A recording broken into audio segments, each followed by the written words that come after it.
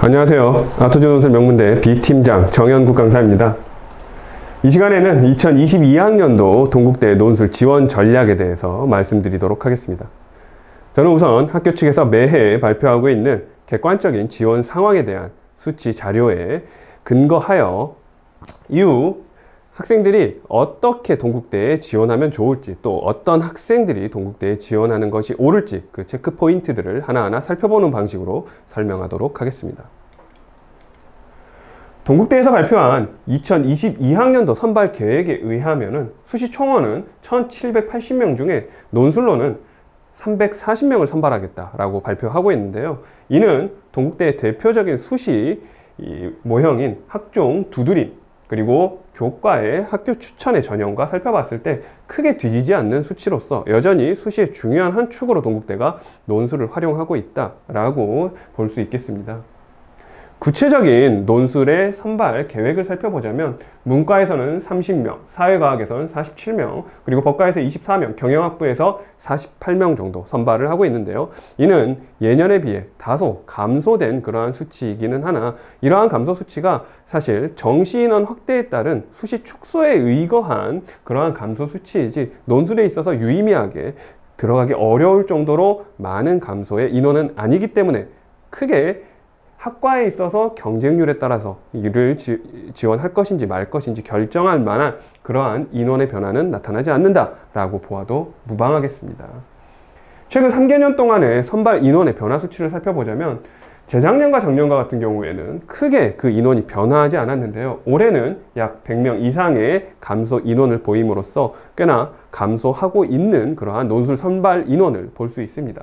다만 각 학과별로 살펴봤을 때 그 인원은 한두 명 정도의 큰 인원 변화가 없는 학과들이 많으므로 이는 정시 인원에 따른 변화의 수치에 의미가 크지 논술에 있어서 지원해보지 못할 만큼 크게 축소하는 경향은 아닌 것으로 보이는 동국대의 선발인원 변화의 추세다라고 볼 수 있겠습니다.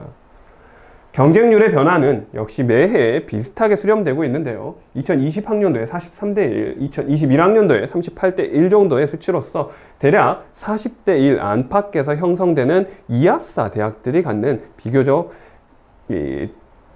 이합사 대학들의 대다수가 갖는 그러한 경쟁률의 수치를 동국대에서 보이고 있고 올해도 이 정도에서 40대 1 안팎에서 경쟁률이 형성될 것이다 라고 예상하고 있는데요. 사실 더 중요한 것은 이 실질 경쟁률이라고 할 수 있겠는데요. 학교에서 발표했었던 2020학년도의 경쟁률을 한번 살펴보자면 43대 1이었으나 실질 경쟁률로 들어갔을 때 최대 17대 1, 최소 8대 1까지 낮아지는 인문 계열에서의 실질 경쟁률을 살펴볼 수 있습니다. 결국 이것이 가지는 의미를 통해서 우리가 어떤 부분을 체크해야 될 것인가? 첫 번째로 체크해야 될 부분은 바로 이 수능 최저 기준에 대한 포인트가 되겠는데요.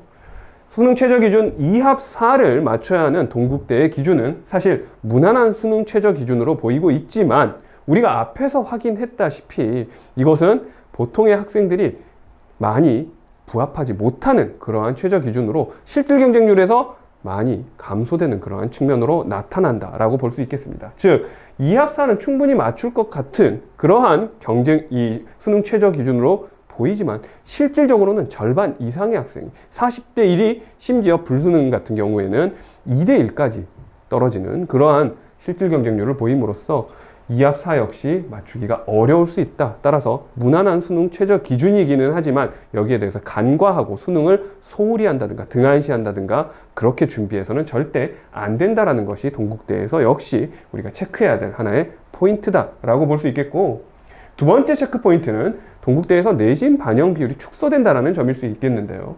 학생부 비율이 40에서 30으로 올해부터 축소되고 있고 동국대와 같은 경우에도 내신 5등급이 내신 1등급에 비해서 마이너스 0.2점 정도의 페널티로 크게 내신 점수에 의미가 있는 학교는 아니었으나 올해는 아마도 그것보다도 더욱더 축소된 내신 점수의 의미를 가질 것이다. 6등급과 같은 경우에는 이제 구간이 조금 더 벌어지면서 점수대가 1점대 학생에 비해서 마이너스 1.3점, 100점 만점으로 환산했을 때의 계산이고 마이너스 1.3점 정도는 물론 의미 있는 점수의 감소이기는 하지만 이건 역시 어느 정도는 감수할 만한 그러한 점수이기 때문에 논술로 충분히 뒤집을 만한 그러한 내신의 점수 반영 비율을 갖고 있는 학교다라고 볼 수 있겠고, 이러한 의미는 올해 더욱더 없어진다. 왜냐? 학생부가 30으로 줄면서 그 페널티가 더욱 감소할 것으로 예상할 수 있기 때문입니다. 그렇다면 학교 측에서 내고 있는 이 논술 논제 유형이 역시 가장 논술에 있어서 중요한 부분이다 라고 할 수 있겠는데요. 동국대의 논술 논제 유형의 가장 큰 특성은 정형화되어 있지 않은 논제를 출제한다라는 점입니다. 즉 비교 문제가 나올 수도 있고 논중 문제가 나올 수도 있고 심지어 도표 문제가 나오기도 했었던 그러한 정형화되어 있지 않은 논제의 특성을 가지고 있고, 특히나 이러한 정형화되어 있지 않은 논제에서 우리가 중요하게 생각해야 될 것은 출제 의도에 대해서 더 명확하게 쓸 수 있어야 되는 그러한 논리적 추론이 중요하다. 그러한 문항을 세문항 출제하고 있는 것이 동국대 유형이라고 볼 수 있습니다. 100분 동안 세문항을 작성하는 시험인데요. 특히나 이 시험과 같은 경우에는 짧은 답안에 대한 그러한 분량이 주어지기 때문에 1번, 2번과 같은 경우에는 300자에서 400자 정도, 3번에 있어서 500자에서 600자 정도 작성하는 시험으로 총 1500자가 되지 않는 그러한 분량으로 넉넉한 시험 시간이 주어지는데, 그렇기 때문에 더욱 중요한 것은 바로 이 짧은 분량 안에서 정답을 더 정확하게 관통할 수 있는 표현 능력과 독해력이 관건이다 라고 볼 수 있겠습니다. 실제 정형화되어 있지 않은 시험이기 때문에 동국대와 같은 경우에는 매우 다양한 그러한 문제 유형이 출제되기도 했는데요. 실제로 논술 논제에서 잘 나오지 않는 학생의 배경 지식을 묻는 그러한 문제가 출제되기도 했었는데, 2016학년도에 3번 문제와 같은 경우에 민주주의의 발달 과정에 의해서 시민운동이 어떻게 일어났는지를 쓰고 그에 대한 사례를 적는 문제 같은 것들이 출제되기도 하였습니다. 정형화되어 있지 않고 예측이 불가능하기 때문에 동국대에서는 다양한 문제를 겪어보는 것이 반드시 필수적이다 라고 얘기할 수 있겠습니다.